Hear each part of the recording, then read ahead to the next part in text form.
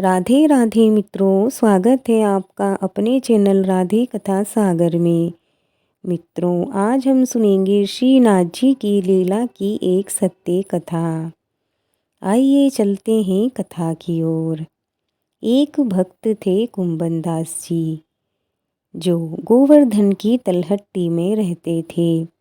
एक बार की बात है कि भक्त कुंभनदास जी भगवान श्रीनाथ जी के पास गए और उन्होंने देखा कि श्रीनाथ जी अपना मुंह लटकाए बैठे हैं। कुंभनदास जी बोले, प्रभु क्या हुआ, मुंह फुलाए क्यों बैठे हो? श्रीनाथ जी ने बोला, क्या बताऊं कुंभन, आज माखन खाने का बड़ा मन कर रहा है। कुंभनदास जी ने कहा, बताओ प्रभु क्या करना चाहिए और माखन कहाँ से लाएं? श्रीनाथ जी ने कहा, देखो कुंभन, एक गोपी है जो रोज मेरे दर्शन करने आती है और मुझसे बोलती है कि मुझे अपनी गोपी बना लो, चलो हम उसी के घर चलते हैं। कुंभनदास जी ने कहा, प्रभु किसी ने देख लिया तो क्या होगा? श्रीनाथ जी, कौन देखेगा, आज उसके घर में शादी है, सब बारात में गए हैं, घर पर सब गोपी ही गोपी है और हम तो चुपके से जाएंगे, किसी को पता नहीं पड़ेगा। कुंभनदास जी ने बोला, ठीक है प्रभु, पर मैं बूढ़ा और तुम हट्टे खट्टे हो, कोई बात अगर हो जाए तो छोड़ के मत भाग आना। श्रीनाथ जी ने कहा, ठीक है, पक्का हम साथ साथ ही भागेंगे अगर कोई गोपी ने देख लिया तो, वरना माखन खा के चुपचाप निकल आएंगे। श्रीनाथ जी और कुंभनदास जी दोनों गोपी के घर जाने के लिए निकले और चुपके से घर के बगल से एक छोटी सी दीवार से होकर जाने की योजना बना ली। श्रीनाथ जी ने कहा, कुंभनदास तुम लंबे हो, पहले मुझे दीवार पर चढ़ाओ। कुंभनदास जी, ठीक है प्रभु। कुंभनदास जी ने प्रभु को ऊपर चढ़ा दिया और प्रभु ने कुंभनदास जी को ऊपर चढ़ा दिया और दोनों गोपी के घर में घुसकर माखन खाने लगे। प्रभु खा रहे थे और कुंभनदास जी को भी खिला रहे थे। कुंभनदास जी की मूँछों में और मुंह पर माखन लग गया। तभी अचानक श्रीनाथ जी ने एक बुढ़िया मैया को एक खाट पर सोते हुए देखा। उस बुढ़िया माँ की नज़र, जिसकी एक आँख खुली सी लग रही थी और उसका हाथ सीधा बगल की तरफ लंबा हो रहा था, यह देख प्रभु बोले, श्रीनाथ जी, कुंभन देख, ये बूढ़ी मैया कैसे देख रही है और लंबा हाथ करके माखन मांग रही है, थोड़ा सा माखन इसको भी दे देते हैं। कुंभनदास जी बोले, प्रभु मरवाओगे क्या? बूढ़ी मैया जग गई ना तो लेने के देने पड़ जाएंगे। श्रीनाथ जी गए और बूढ़ी मैया के हाथ पर माखन रख आए। माखन ठंडा ठंडा लगा कि बुढ़िया मैया जग गई और जोर जोर से आवाज़ लगाने लगी, चोर चोर, अरे कोई आओ, घर में चोर घुस गया है। बुढ़िया माँ की आवाज़ सुनकर घर में से जो स्त्री थी वो भाग चली आई और इधर श्रीनाथ जी भी भागे और उस दीवार को कूदकर भाग निकले। उनके पीछे कुंभनदास जी भी भागे और दीवार पर चढ़ने लगे। वृद्ध होने के कारण दीवार पार नहीं कर पाए। आधे चढ़े ही थे कि एक गोपी ने पकड़कर खींच लिया और अंधेरा होने के कारण उनकी पिटाई भी कर दी। जब वे उजाला करके लाई और देखा कि कुंभनदास जी है तो वे अचंभित रह गई, क्योंकि कुंभनदास जी को सब जानते थे कि यह एक सिद्ध बाबा हैं।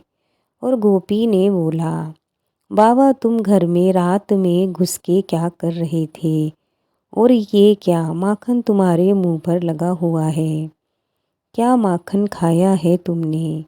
तुम मुझे बोल देते, मैं तुम्हारे घर ही पहुंचा देती, इतना कष्ट करने की क्या ज़रूरत थी। बाबा चुप थे, बोले भी तो क्या बोले। गोपी बोली, बाबा मुझे एक शंका है कि तुम अकेले तो नहीं आए होंगे, क्योंकि इस दीवार को पार अकेले तुम नहीं कर सकते। कुंभन दास जी ने बोला, अरे गोपी क्या बताऊं। श्रीनाथ जी के मन में तेरे घर का माखन खाने की आ गई। तुम प्रतिदिन बोलती थी, मोहे गोपी बना लो, मुझे गोपी बना लो। इसीलिए वो आज तेरे घर का माखन खाने आए थे, तुझे गोपी बनाने आए थे। गोपी बड़ी प्रसन्न हुई कि आज तो मेरे भाग जाग गए। ये सखी भाव की लीला है। भक्त बड़े विचित्र हैं और उनके प्रभु उनसे भी विचित्र होते हैं। मित्रों, ये कथा यहीं पूर्ण होती है। भगवान श्री कृष्ण की कृपा आप सब पर बनी रहे। आइए अब हम एक और कथा सुनते हैं, भाग्य और कर्म को समझने के लिए। एक बार देवऋषि नारद जी बैकुंठ धाम गए। वहाँ उन्होंने भगवान विष्णु को नमन किया। नारद जी ने श्री हरि से कहा, प्रभु पृथ्वी पर अब आपका प्रभाव कम हो रहा है। धर्म पर चलने वालों को कोई अच्छा फल नहीं मिल रहा। जो पाप कर रहे हैं उनका भला हो रहा है। तब श्री हरि ने कहा, ऐसा नहीं है देवऋषि जी।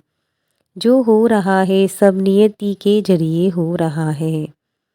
नारद जी बोले, मैं तो देखकर आ रहा हूँ, पापियों को अच्छा फल मिल रहा है और भला करने वाले धर्म के रास्ते पर चलने वाले लोगों को बुरा फल मिल रहा है। भगवान ने कहा, ऐसी कोई घटना बताओ। नारद जी ने कहा, अभी मैं एक जंगल से आ रहा हूँ।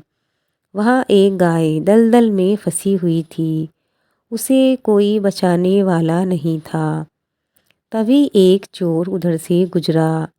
गाय को फंसा हुआ देखकर भी नहीं रुका। वह उस पर पैर रखकर दलदल लांघकर निकल गया। आगे जाकर चोर को सोने की मोहरों से भरी एक थैली मिल गई। थोड़ी देर बाद वहाँ से एक वृद्ध साधु गुजरा। उसने उस गाय को बचाने की पूरी कोशिश की। पूरे शरीर का जोर लगाकर उस गाय को बचा लिया। लेकिन मैंने देखा कि गाय को दलदल से निकालने के बाद वह साधु आगे गया तो उसे एक गड्ढे में गिरा देखा। प्रभु बताइए, ये कौन सा न्याय है। नारद जी की बात सुन लेने के बाद प्रभु बोले, यह सही ही हुआ है। जो चोर गाय पर पैर रखकर भाग गया था, उसकी किस्मत में तो एक खजाना था, लेकिन उसके इस पाप के कारण उसे केवल कुछ मोहरें ही मिली। वही उस साधु को गड्ढे में इसलिए गिरना पड़ा क्योंकि उसके भाग्य में मौत लिखी थी। लेकिन गाय को बचाने के कारण उसके पुण्य बढ़ गए और उसकी मृत्यु एक छोटी सी चोट में बदल गई। इंसान के कर्म से उसका भाग्य तय होता है। इंसान को कर्म करते रहना चाहिए, क्योंकि कर्म से भाग्य बदला जा सकता है। मित्रों, ये दोनों कथाएं यहीं पूरी होती हैं। अगर आपको आज की कथाएं पसंद आई हो तो लाइक ज़रूर करें। कमेंट में जय श्री कृष्णा लिखें। मिलते हैं और एक नई कहानी के साथ। तब तक के लिए जय श्री कृष्णा, जय श्री राधे।